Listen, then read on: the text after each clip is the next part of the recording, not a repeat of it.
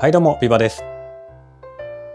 今回の動画では高さ20センチから25センチくらいの水槽、ボトルアクアリウムとか小型のキューブ水槽に使える LED ライトをご紹介していきます。今見てもらっているこの水槽の LED ライトはジェックスさんのリーフグロー。小型水槽の明るい LED ライトといえばリーフグローが一番有名かと思うんですが、今回はこれ以外の選択肢もないかということで2つの LED ライトを購入しました。ちなみに後ろで悲しそうにしているのは釣り日和の猫ちゃんですね。最近はすっかり手に入らないかもしれない。いや逆にブームが落ち着いて手に入るかもしれない可愛い猫ちゃんのガチャガチャのフィギュアです。今回購入した LED ライトはこちらのジェントス植物のための育つライト、水作木漏れ日、どちらも高さ25センチくらいのボトルアクアリウムとかに使える小型水槽用のスタンド付きの LED ライトです。どうしてもリーフグローに水をあけられているような感じのするこのジャンルのライト、今回は2回にわたって開封、商品紹介、レビューをしていきます。今回はこちらのジェントスさんの育つライトのレビューです。ジェントス植物のための育つライト。ジェントスさんというと LED ライトの老舗ですかね。僕も自転車のライトがジェントスさんだと思います。いろいろ作られてますよね。この育つライトは太陽光に近い RA90。いいですね。実際よくわかんないけどマックス100なので数字だけ見るといい感じです。植物が元気に育ちます。直下照度2000ルクス30センチ最大値。ルーメンではなくてルクスで表示されているので数値的な比較はしづらいですね。ただ僕は最近ルーメンよりルクス推しです。台座より大きな容器も設置可能。シリコンスペーサー4枚付き。前回のエキゾテラさんのライトスタンド紹介した時にも触れたんですが、このスペーサーが付いてるのありがたいですね。この台座より大きい水槽を置くときにこのスペーサーを使います。テラリウム、水草、観賞魚、ボトリウム、苔玉、多肉植物、いろいろ使える。照射対象物に合った高さと方向調節スイングアーム。高さ30から13センチまでいけるみたいです。回すだけで調光可能。ツイストスイッチ。3段階調光。これを回すと3段階調光できると。ハイ、ミドル、ロー。これ嬉しいですね。照射対象物に応じて変えられる2種類のレンズ付き、透明板、それと参光板、光を拡散するレンズが付いています。本体仕様、高輝度白色 LED RA91 個、ハイモード2000ルクスで、ミドルが1400ルクス、ローモードが600ルクス、定格消費電力は 3.2W です。そして AC アダプター、USB ではないです。パッケージはこんなもんですね。では、開封していきましょう。さて。ジェントスさんの LED ライトオープン。なんか懐かしいこのプラスチックのケース。説明書が入ってます。あとは空っぽ。説明書シンプルですね。なるほどね。一応スイッチ操作とかレンズの使い方とかお手入れ方法などなど変えています。図入りでわかりやすいですね。内容物見ていきましょう。まず謎のネジと、これがスペーサーですね。スペーサーとレンズが1枚、本体にもう1個は装着されてるのかな。これは土台ですね。土台綺麗ですね。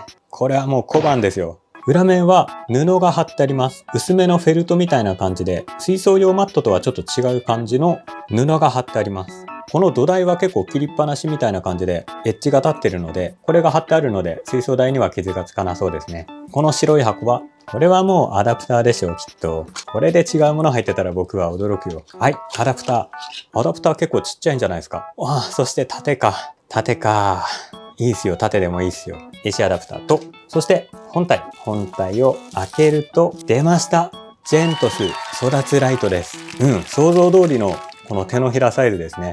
可愛いんじゃないですか、この形。自転車とかバイクで言うと砲弾型っていうのかな。これ見た目重視の方、見た目をこだわる方、なかなかいいかも。そしてレンズが装着されてますね。これは参光板レンズですね。こちらにあるのが透明板のレンズ。なるほど。いいんじゃない？これ面白いですね。構造がちょっと面白い。こっちの本体のアームに電源コードがついている。そしてこっちのもう片方のこちらのパイプは土台に設置する方ですね。なかなか高さの自由度が高いそう。じゃあ組み立てていきましょう。説明書見ながらやりますか。昔からこういう組み立て作業が好きなので、もう永遠と組み立てていたい。じゃあまず土台につける。それで完成か。組み立てというほどの作業ではないですね。この袋に一つだけ入ってるネジとワッシャー。これを土台の裏から挿して、こちらの電源コードのついてないパイプに留めると。それだけ。簡単ですね。ただドライバーが必要ですね。ドライバー、プラスドライバー、マイナスでもいいけど。これパイプは自由に曲がるので、特に向きは気にせず止めちゃって OK ですね。かわいいですね。高さ調節とか向きを変えるのは、このネジです。なるほどね。レンズの交換もしてみましょうか。これはデフォルトで拡散板がついているので、ここの部分を回す。お、なるほど。ねじ込みじゃなくて、カチッと回すやつ。なんて言うんだろうね。そしてこれが拡散板。これをこちらに入っている透明板に変えてみよう。これ後で光の見え方はちゃんと比較テストをします。こちら透明の板。OK ですね。このね、リングが結構ペラッペラなので折り曲げないように注意ですね。これ何なんだろう？アルミかな？なんか触ってる感じプラスチックのような気もするけど、ここ爪が3箇所ついてるので、こっちの本体の3箇所の爪、これを合わせて回すと。カチッとはなんないのかな？あんまりカチッとはいかないんですね。このぐらいで止まりました。はい、透明板。中央の LED はこんな感じで、真ん中の玉も多分レンズですね。周りの白いのはよくわかりません。高さ調節に関しては、これがほぼ最大かな？もうちょっと上がった。これが最大ですね。これで台座から32センチなので30センチキューブ水槽とかにも使える。ただどのくらい照射されるかがわからないので、30キューブとかだとちょっと力不足かもしれない。そして最小の高さがこのぐらい？あ、違うか。そっか。パイプが2段だからもっと下がるんだ。これが最小か。めちゃめちゃコンパクトだ。ここまで低くできるの珍しいんじゃない？ 15 センチ。うちのモアイくん水槽10センチキューブ水槽も使える。なかなかユニークですね。ここまでサイズが低くできるのは面白い。2段パイプ式、面白いですね。ただ1個気になるのが、この電源コードの向きですね。ここ L 字のパーツがついてるんですけど、多分固定されてるので回転しないんですよ。正面から見ると左側にコードが出る形ですね。これの向き変えれたらよかったんですけどね。無理やり回せば回るのかな？ちょっと壊れそうで怖いな。結構ね、硬いです。この向き固定されているのはちょっとした残念ポイントでした。このライトの気持ちいいポイント、ヘッド部分にある調光スイッチ。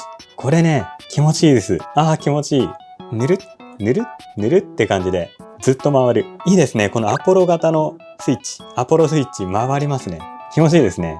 逆方向も回ります。気持ちいい。ずっと回してたい。ただこれ、現在の明るさが何本なのかってわかんないんですよね。言っても3パターンだけなので3回回せばいいだけなんですけど、そのあたりは何も変えてないのはデザイン性を重視しているのか、ちょっと不便だけど実際は大したことない問題点ですね。気持ちいいですね。ちなみに電源コード上なんですけど、AC アダプターから接続プラグまでは160センチくらい。そしてこちらの本体のこの部分が20センチくらいなので、トータルで180センチくらいでした。結構長いですね。それではスフィアに設置してみましょう。どんな感じになるかな？どうやって置こうか。結構重たいんだよな。こんな感じか。いいね。設置はバッチリ。そして電源コードをつなぐ。そしてここに挿します。ついちゃった。よし。じゃあもうちょっと見えやすそうな位置にして、高さこれでいいかな。今ね、高さが台座から25センチ。じゃあアポロスイッチオンのおってなんだ。これはローかな？これがミドル。これがハイ。ちょっとわかんないかな。そこそこ違うか。ローとハイ。ロー、ハイ、ロー、ミドル、ハイ。違うか？合ってるよね。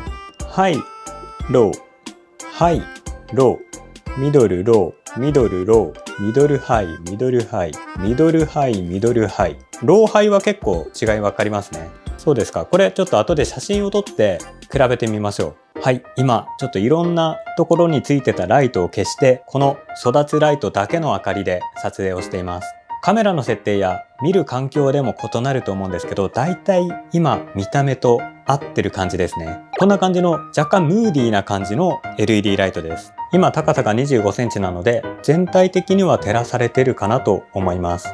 スフィアだったらもっと低くてもいいかもしれないですね。そうでもないね。もっと高くてもいいかもしれないですね。マックスまで上げるか。これマックス。画面からはみ出しちゃった。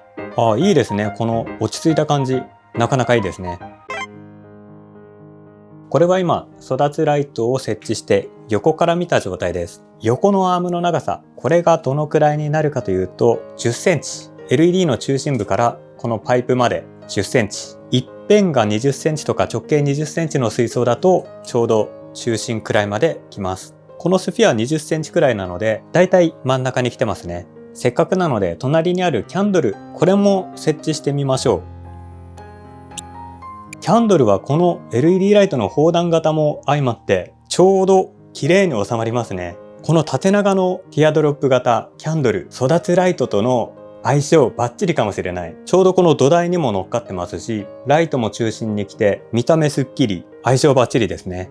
リーフグローもいいけど育つライトもなかなかいいじゃないか。それと今回役に立ちそうなアイテムがスペーサー4枚付属してて、一般的な四角い水槽とかでこの土台よりも大きい水槽を設置するときにこのスペーサーを追加します。ゴム状の円形のプレート、これを例えばこんな感じで4つ置いて、ちょっとサンプルでこんな感じで、本来スペーサーがなかったらこんな狭い土台でこの幅の水槽を支えることになるんですけど、スペーサーを入れることで四隅支えてくれます。これで水槽がぐらつかない、安定する。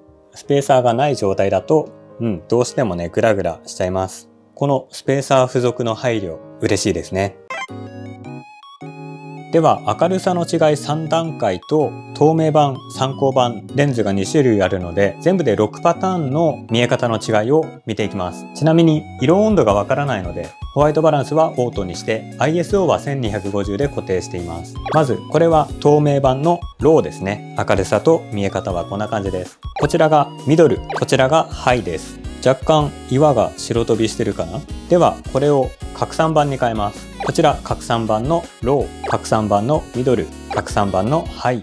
どうでしょうね。あんまり変わんないかな。拡散版と透明版の違いはあんまりよくわからないかも。3段階の調光機能については入れてる水草とかによって使い分けができるので調光できるのは便利だと思います。最終的にこのジェントスの育つライト、なかなか僕は好きです。ここら辺の陰影の出方とかもスポットライトならではの雰囲気のある影が出てるんじゃないかなと思います。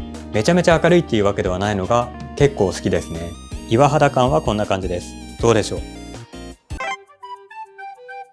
はい、というわけで今回はジェントスさんの植物のための育つライト開封と設置、簡単に使用レビューを行ってみました。このライトの特徴はやっぱりこの砲弾型の LED ライト部分、このデザイン性の高さと高さ調節が15センチから30センチちょっとまで結構広い範囲で調節できるのがすごい便利でした。スペック的には高さ13センチから高さ30センチまで無段階で調節することができます。3段階調光機能、ハイ、ミドル、ロー、3段階で明るさ調節できるんですけど、これも使い勝手が良くてなかなかいいですね。調光スイッチの回す時の気持ちよさは癖になりそうです。2種類のレンズついてるのはちょっと違いがよくわからなかった。これは好きな方使ってくださいみたいな、そんな感じでしょうか。色温度がよくわからないんですけど、多分6000とか7000とかそんなもんですかね。ちょっとメーカーサイトとか見れば載ってるかもしれないんで、分かったら動画に載っけておきます。若干デメリットというところで言うと価格でしょうか。リーフグローと後で紹介する木漏れ日、それと比べても若干割高です。今回チャームさんで買ったんですけど4000円くらいですね。このデザインと3段階の調光機能、高さ調節、これに魅力を感じる方は試してみてもいいんじゃないでしょうか。というわけで今回の動画は以上です。次回は水作さんの木漏れ日をレビューしたいと思います。その後にリーフグローを加えて3種類の比較レビューもできればなと思ってます。気になる方はぜひチャンネル登録よろしくお願いします。